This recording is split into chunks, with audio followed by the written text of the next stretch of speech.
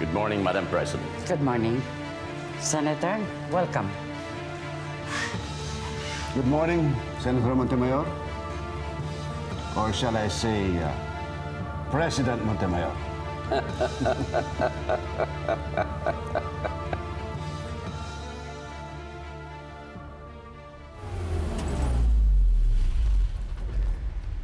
Alam mo, Alberto, gaya ng biyahe natin, ginagawa mo kang paikot-ikot ni Mami. Alam mo, Ernestina, kayo ni Mami makulit na tao. Hindi ba sinabi ko na noon sa inyo, if you're not for me, then you are against me? Pamilya tayo, Alberto. Hindi na. Sa mga tao, patay na ang alaala ko. Ayaw akong magdrama. Magkano ba yung katahimikan mo? Pinapatawa mo naman ako, Ernestina. Ako nagbigay ng pera na yun sa inyo nung pinalayas kayo ni Daddy. Ngayon yun ang pamabayad mo sa akin para naman ako lumayas? Baka nakakalimutan mo, Alberto, na akong unang tumulong sa pera nung kailangan mo magtago. So, singilan na to, ganun ba? Okay. Baba. Pati ba ako ginaganito mo, Alberto? Normally, nothing ever surprises me. But this change of events... Thomas, I'm sure you're not surprised with this at all. Well, let me say this. I hate to lose. At never akong pumasok sa isang laban unless I'm a sure winner. Well, with all the parties forming an umbrella coalition, don't you think it's time that our two parties form our own coalition, provided there will be an equal sharing of powers among the two parties if we would win? Yes, of course. Pero kailangan pag-usapan yung mga bargains and compromises na kailangan namin. No problem with that. As long as I'm the official presidential candidate. Everything could be ironed out. Total, mataba naman ang puso ko. At halos lahat na gusto ninyo ay pwede kong ibigay. Leandro, nasa iyo na ang posisyon. Kaya hindi dapat halos lahat. Dapat lahat. After all, maliit lang naman ang hinihiling namin. Well, for a starter, why don't we form our own coalition? Senator Montemayor? Sure. Daddy, sana me and my baby sister can live together. Hindi ko yata matatanggap na buhay pa ang pumatay sa aking anak na si Cynthia at sa aking manugang na si Carlos. Ang problema o Governor Salgado, nagre-retract ang bagong statement ang mga nauna nagsabing buhay pa si Alberto. Kaya wala kami makuha lead. Have you seen your Tito Alberto na ba? I don't know. Who's that? Come in.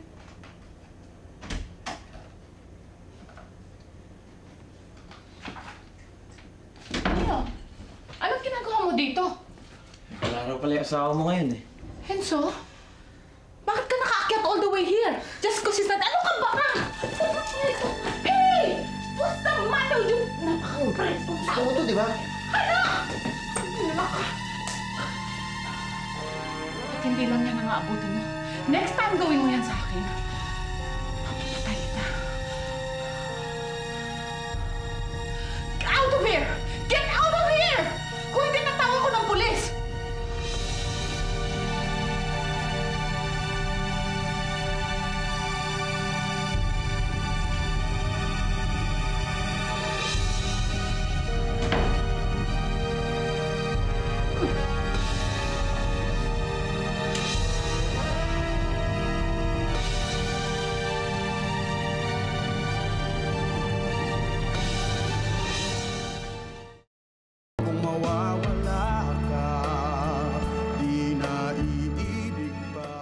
Bakit kailangan mong kausapin si Angie? Hindi ba pwedeng sabihin sa akin? May mga katanungan lang ako. At kung pwede sana, huwag mo na sabihin kay Rosa Camilo yung hiling kong makausap si Tita Angie. Sige, sasabihin ko sa kanya. O, kailan naman ang binyag yung bunso mo? Eh, next week pa eh. Gusto ko nga sana as soon as possible. Kaya lang si Lola may family na parang kailangan natin makisang buwan muna bago ipabinyag. Saan ba gagawin? Sa Maynila pa? Hindi, sa San Dionisio. Masunod din kami bininyagan. Bakit, Tito Emil? Wala. Napag-uusapan lang namin ni Rosa, Camila at saka Alicia. O, sige na, babay na sa daddy. Padadala ko na lang kayo ng imbitasyon. Bye-bye, Charlie boy. Sa sister boy. Siguraduhin mo muna yung gagawin mong yan. Ang mga walang hiyang yan, pagkakaisahan pa ko, ang hindi nila nalalaman kung mahaba ang buntot nila, mas mahaba ang sa akin. Bakit tumawag ako sa opisina? Wala pa yung file request for confidential investigation kay Alberto Montemayor. Sir, tambak pa po trabaho ko eh. Tinatapos ko pa yung foundation sa pagsabog ng restaurant nila sa Camila. Pati na rin yung kay Pibi Valiente. Bakit ikaw ang gumagawa lahat? Hindi bibigay sa iba. Sir, sinalo ko naman lahat ng trabaho niyo. Bukas, priority mo yun. I-file mo yung kay Alberto. Yes, sir. Hindi ba nag-request sa'yo si Senator na tigilan na ang pagsisearch kay Alberto? Angelo, napag-isip-isip ko. Hindi ko kailangan ng pabigat ng konsensya. Kung talagang buhay si Alberto, kailangan pagbayaran niya ang mga krimeng ginawa niya. Ay, sa San Dionisio pala bibinyagan yung anak ni Carlito, ano? Huwag na lang tayo pumunta, ang layo. Naman tayo di pupunta, ninang si Rosa Camila. Ikaw talaga, Angie. Gagawin lang yung circus ng mga politiko. Naku, wag na. Di ba ayaw nyo ng politika? Ay, mga pinagsasabi mo. Tumigil ka na nga dyan. Ay, comment na yan. Ano na pinag-uusapan niyo mag-asawa? Wala. Kiss. Ito naman si Alicia, para kaming laging pinagdududahang mag-asawa. Ano ka ba? Makulit talaga yung si Yabes, ano? Baka naman kailangan ng tuluyan yung boss mo. Magsabi lang kayo. Teka lang. Sumasobra na yata tayo, Pati ba naman NBI agent, tutumban niyo pa? Nakakonsensya ka na ba, Nestor? Masama yun. Pero ang usapan natin, ang Montemayor at Valiente lang ang gagantihan. Siyempre, pati yung mga kakampi nila. Gusto mo mapatay itong si Alberto? Masyado naman yata tayong sumasama. Sa isip lang nilang masasama tayo. O baka naman ikaw lang bumabangit. Baka naman gusto mo lang talagang umakit na sa langit, Nestor. Ang sa akin lang naman, kung magkakaganti lang din naman, bakit pa tayo mandadami ng iba?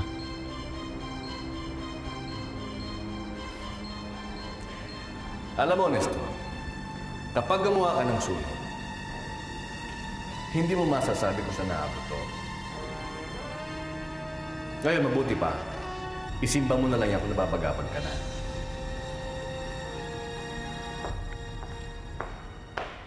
Sir, sige, pasok.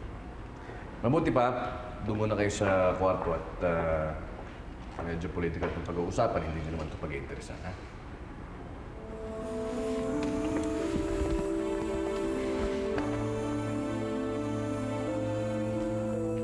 Senator Melgar.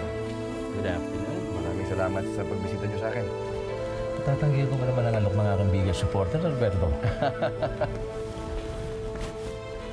Coffee? Scotch? Coffee will be fine. Okay.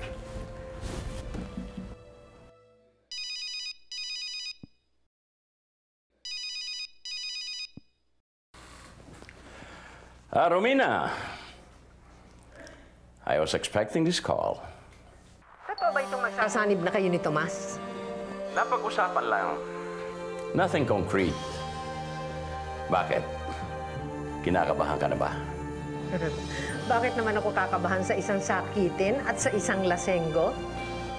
Kung ganon, bakit ka tumawag sa akin? I think we will have to work again together.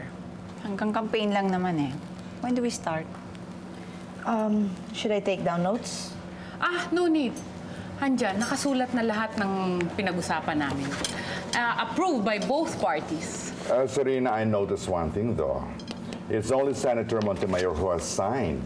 But Tomas Locsin hasn't done it yet. Minor details lang yan. Because we have 1 or 2 points pa na kailangan namin plansyahin. I'm sorry, Sarina, but if your daughter Amanda were here, she will not consider these little details unimportant.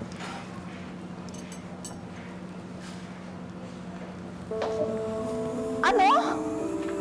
Magiging assistant niyo lang ako ni Amanda?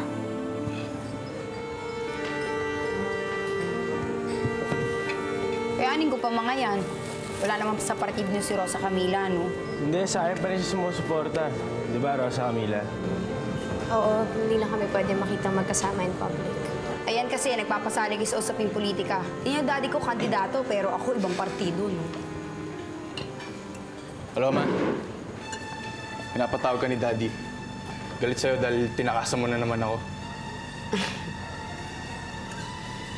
Napaka na nga. Oy, ano ka ba? Ano, ha? Ha? Ano? Nga dito. Ano ba? Kasi sumama ka na eh. Ano ba dito?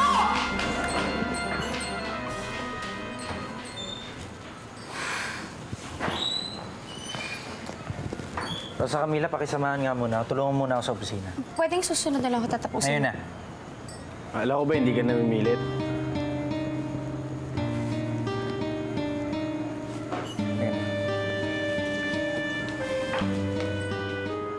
Siya pa rin na magiging press secretary pag nanalo kayo? Binigay ninyo yung concession na yun sa kanya. Paano naman ako? You'd be a presidential daughter. So would she. Anak mo pa rin siya. Pero siya, presidential daughter na, press secretary pa. So, asan ngayon sinasabi mong equal sharing of power? Akala ko ba, Ernestina, gusto mo maging chief of staff? Ang press secretary napapalitan. Ang chief of staff, hindi. But Dad, I worked hard for this. Don't worry. Marami pang pwedeng mangyari. Marami pang pwedeng kumausap sa akin. You might still get your wish.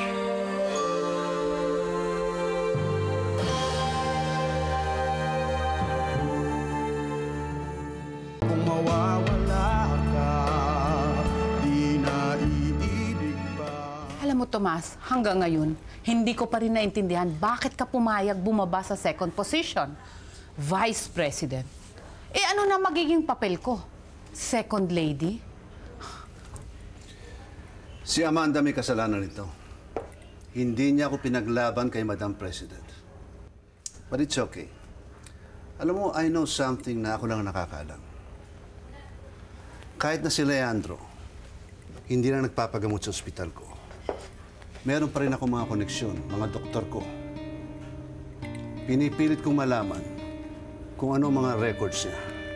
Dahil ang balita ko, second stage of Alzheimer's disease, meron si Leandro. At kung magpapatuloy ito, lalala ng lalala siya. And if this goes on, mga ilang buwan lamang yung second stage na yan mapupunta sa third stage and final stage. And then, goodbye, President Montemayor.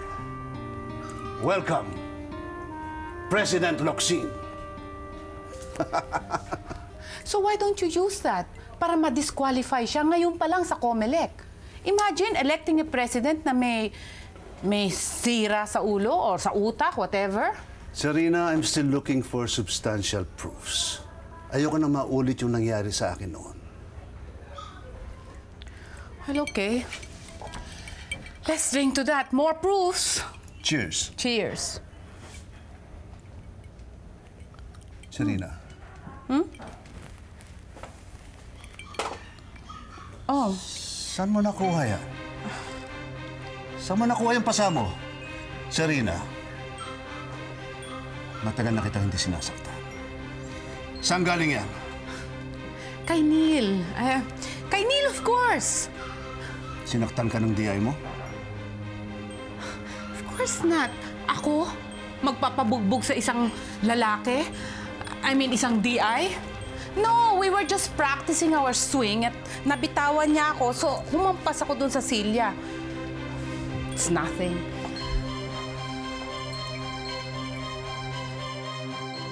Wala akong alam tungkol kay Alberto. Matagal na siyang patay. Pati ba naman kayo magsisinungaling pa sa akin? Eh talagang wala akong alam tungkol sa kanya. Ano ka ba? Bakit mo ako pinipilit? Tsaka bakit ba siya napasok sa usapan? Gaano niyo ba kamahal yung anak namin ni Rosa Camila si Charlie?